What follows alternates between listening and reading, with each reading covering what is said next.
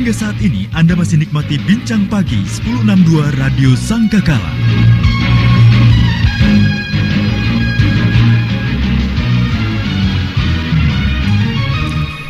The Voice of Love, Kekasih Tuhan masih melanjutkan kebersamaan kita dalam program Bincang Pagi bersama dengan Pendeta Japikir Lumban Raja dari GPPS Tengger. Kami sedang berbincang tentang doa, khususnya dari kisah Hizkia di Yesaya 38. Kekasih Tuhan, Anda mulai bisa bergabung bersama dengan kami. Silahkan telepon, SMS, WA. Saya buka untuk Kekasih Tuhan. Teleponnya di 0315046.000. SMS, WA 0813-330-60.000. Pak Japikir, jadi di situasi seperti sekarang ini yang begitu banyak orang khawatir, takut begitu ya, doa seperti apa yang harus kita naikkan? Karena banyak orang berdoa loh Pak ini dengan segala gayanya, dengan segala hal yang dia bisa, doa yang dia tahu gitu, karena ya didrive oleh ketakutan begitu. Bagaimana? Doa yang seperti apa sih yang harus kita naikkan sebagai orang percaya?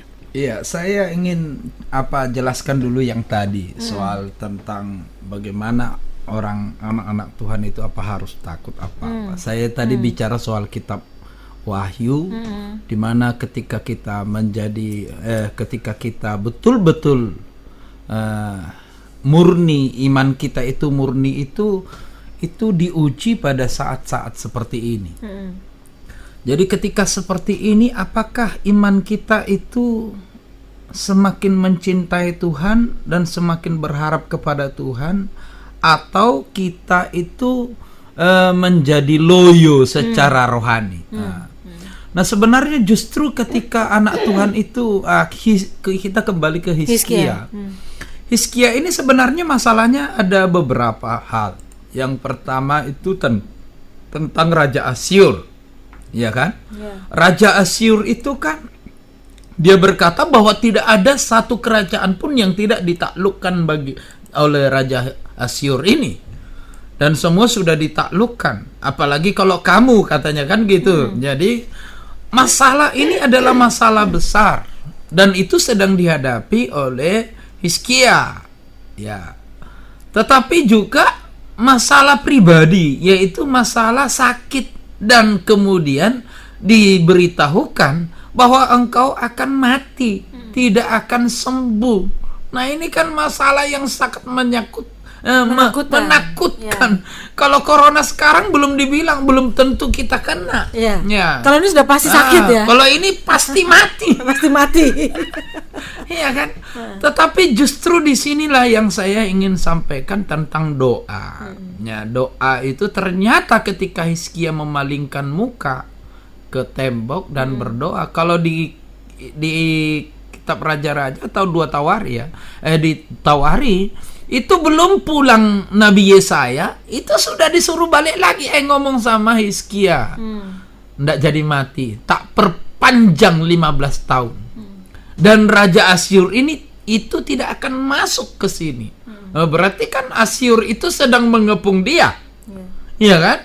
Sebab kondisinya benar-benar terjepit ya. Waduh, ini sesuatu yang tidak enak belas. Nah, jadi masalah Hizkia kalau dibandingkan dengan corona ya jauh lah. Ini saya sudah bilang tadi, ini icip-icip dari masalah orang percaya yang akan datang. Sebab firman Tuhan berkata ada waktunya orang akan lapar, haus dan lapar, dicari tidak ketemu. Makanya jemaat yang saya layani, saya ajar mereka untuk mengerti, membaca Alkitab, nanti hasilnya seperti apa. Sebab saya tahu akan ada kelaparan rohani. Nah ketika mereka menyimpan itu, ketika mereka mengerti itu, bahkan ketika bisa memori mereka menyimpan firman Tuhan, tentu mereka tidak akan kelaparan. Tentu anak-anak Tuhan yang sungguh-sungguh tidak akan kelaparan. Karena tinggal dipanggil dari memorinya ya. Iya, karena Tuhan juga berkata, aku menyertai kamu sampai kepada kesudahan alam. Jadi anak-anak Tuhan yang sungguh-sungguh mempersiapkan diri, anak-anak Tuhan yang sungguh-sungguh percaya kepada Tuhan, yang saya bilang tadi imannya murni, sekalipun diuji dari berbagai masalah apapun, imannya murni, sama dengan Hizkia ini, Itu kan sampai digoyang-goyang itu. Kamu itu loh, Tuhan yang mana yang kamu ingin andalkan, kan gitu ya. Tetapi ketika dia adalah orang yang memang betul-betul mempercayai Tuhan, sudah mengikat perjanjian dengan Tuhan, dengan masalah yang seperti itu, dia tidak berkata kepada Tuhan, Tuhan, loh, ini kan masalah kok, aku sudah takut Tuhan kok masalahnya seperti ini. Enggak. Cuman dia bilang, waktu masalah itu datang, Tuhan, ingatlah bahwa aku sudah berbuat baik. Aku sudah setia. Aku sudah setia. Aku sudah begini. Dan itu yang diingatkan sama dia, bukan dia bilang, kenapa kok masalah? Karena banyak anak Tuhan kan selalu protes dengan masalah. Hamba Tuhan juga ada yang berkata, aduh, kita melayani 20 tahun masih begini, 30 tahun masih begini, aduh, masalah begini. Wah, ini hamba-hamba Tuhan sebenarnya yang tidak ngerti. Sebenarnya ketika kita hamba-hamba Tuhan punya masalah, kita merasakan itu sebuah masalah atau sebuah tantangan. Nah, itu perbedaannya di situ. Jadi pikir, kalau Hizkia kan dia mengingatkan Tuhan akan kesetiaannya, ketulusan hatinya, melakukan apa yang baik di mata Tuhan. Ya, itu kalau Hizkia sudah melakukan itu, dia tetap divonis mati. Nah, problemnya adalah ketika kita orang percaya zaman sekarang yang memang hidupnya nggak setia, nggak tulus, tidak melakukan yang baik di mata Tuhan. Bagaimana, apa yang bisa diingatkan kepada Tuhan di situasi seperti ini? Coba. Ya itulah. Jadi makanya saya kasih tahu tadi tentang kitab Wahyu. Anak Tuhan itu kan banyak seperti jemaat di Laodikia.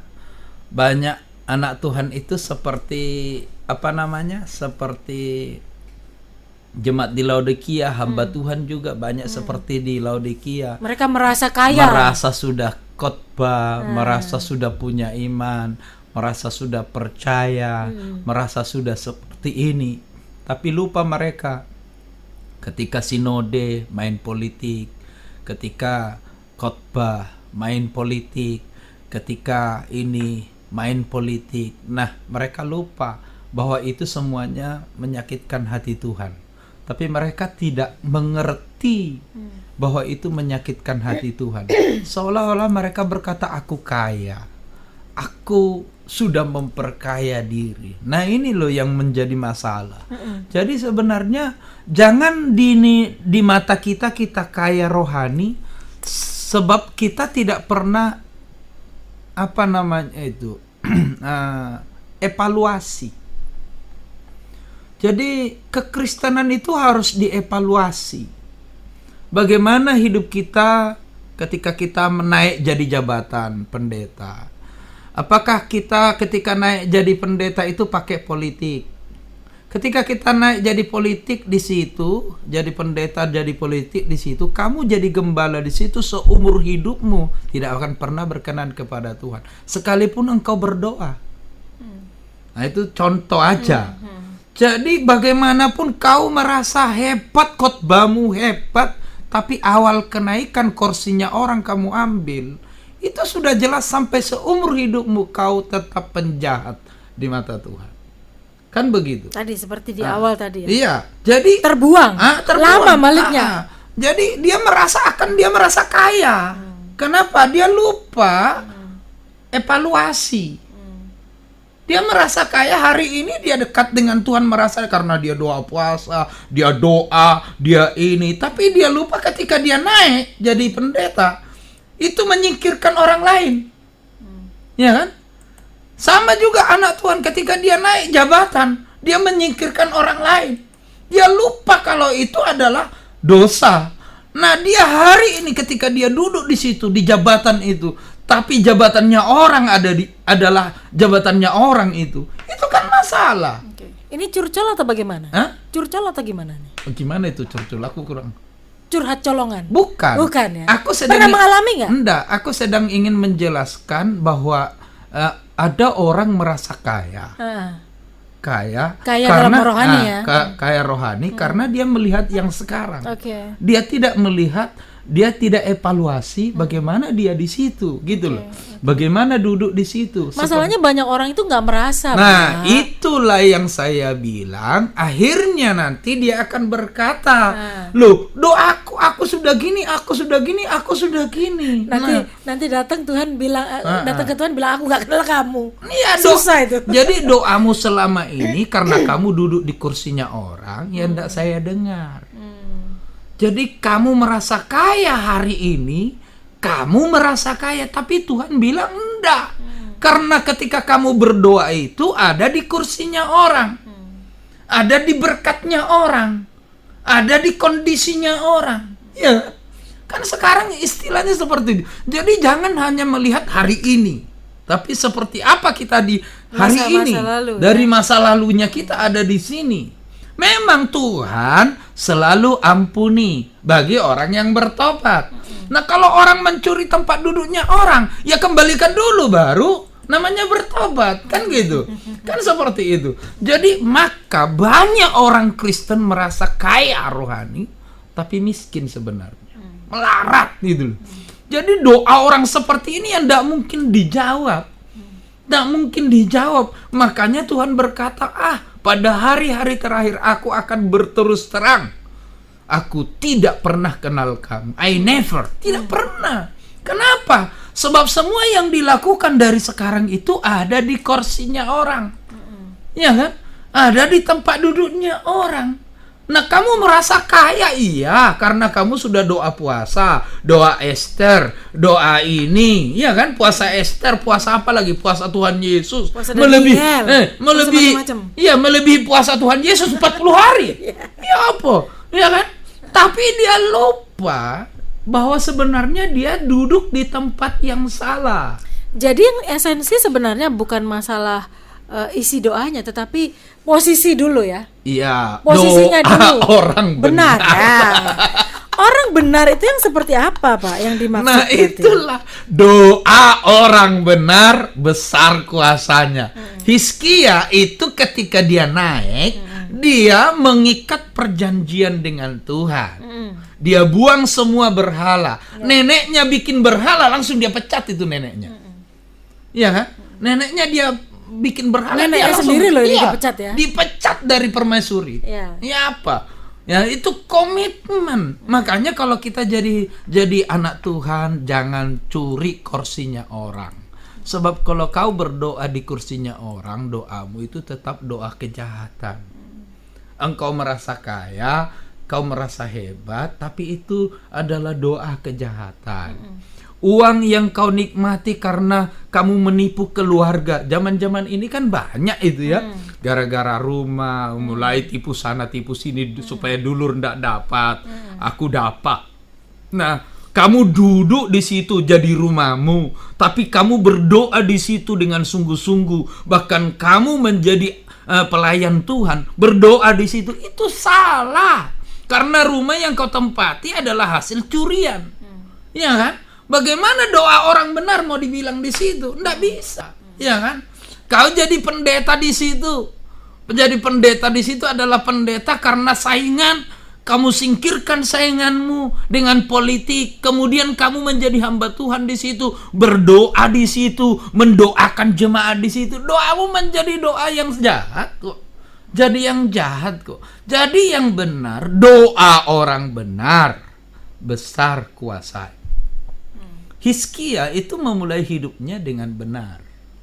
Memulainya, bukan doanya yang duluan. Orangnya benar dulu. Dia meletakkan dirinya dulu benar di hadapan Tuhan. Nah, hari-hari ini kan apalagi kalau sudah gereja besar, apalagi kalau dalam sinode, ini kan tidak menjadi perhatian. Ya kan?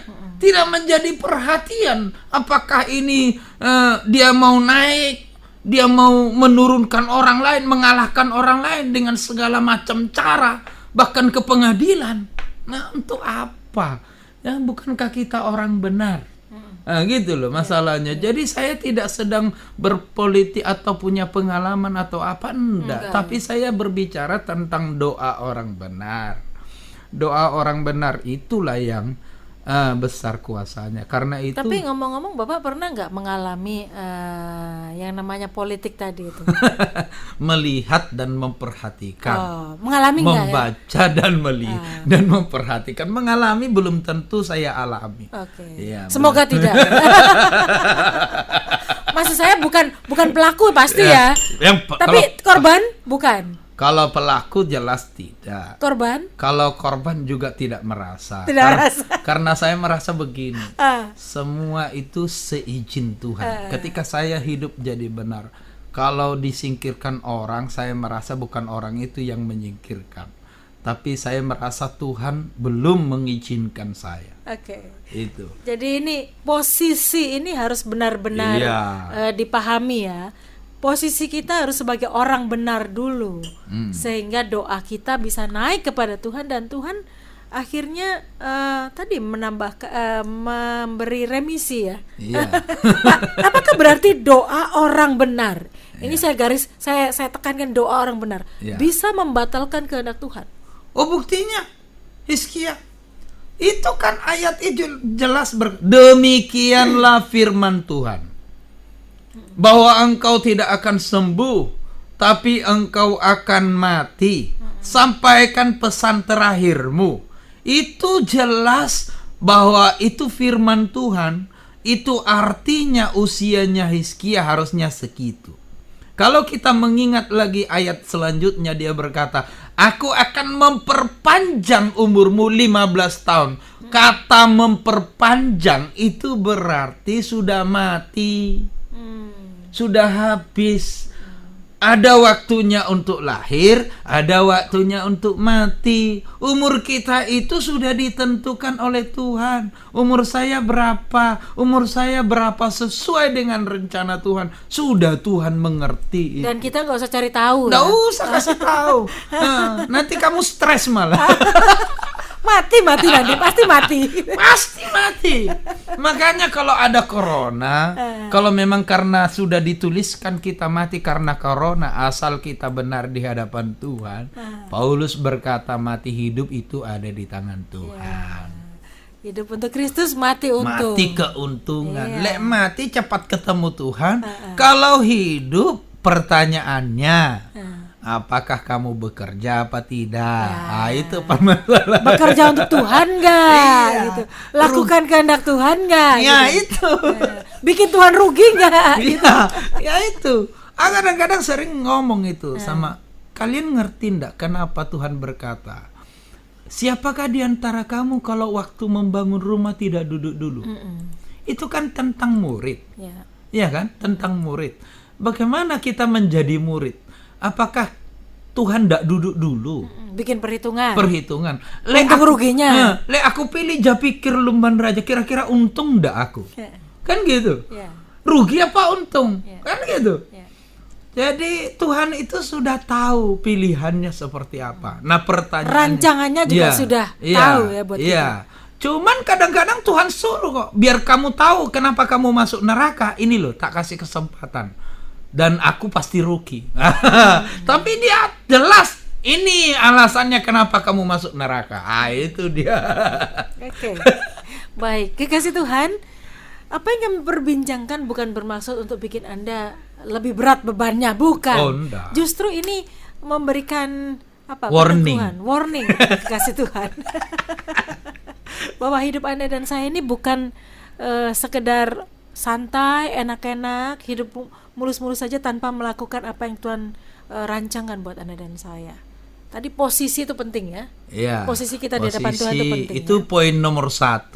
Sebab ada 2 poin sebenarnya yang ingin saya sampaikan. Padahal sudah mau habis ini waktunya. Poin nomor 1 itu posisi dulu. Posisi dulu ya. Oke. Orang sebagai orang benar. Iya, sebagai orang. Apa poin keduanya? Poin yang kedua adalah sabar. Sabar dulu maksudnya, kekasih Tuhan.